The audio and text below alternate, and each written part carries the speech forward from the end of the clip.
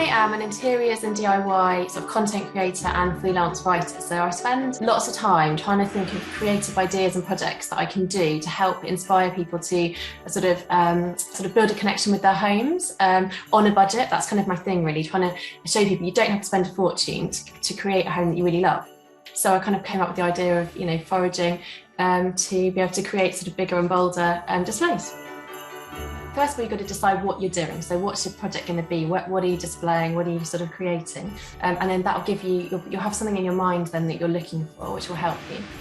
You could literally just be using like your garden, your friend or family's garden, as long as you get obviously the permission of the landowner.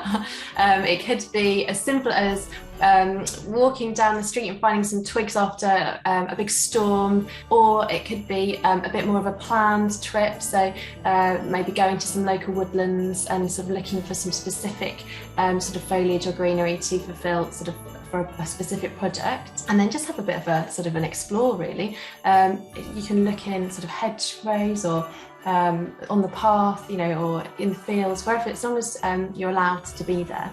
And then, just sort of go exploring, really. So real sort of variety, right down from sort of really small little bud vases on your bedside table up to sort of like quite a big mantle display. So I like doing on your mantelpiece, quite big, bold, sort of bonkers branches and things like that. And then tablescapes and even things like, I love twigs and branches. So you can just sort of put twigs in a vase and sort of hang decorations off them, really simple. And then more recently, the Christmas tree. So I've got a bit of a naff old artificial tree, so I thought, right, how can I make this tree look a bit more attractive? So I sort of faked a real tree by using sort of lots of branches to sort of make it look as if it were a real one.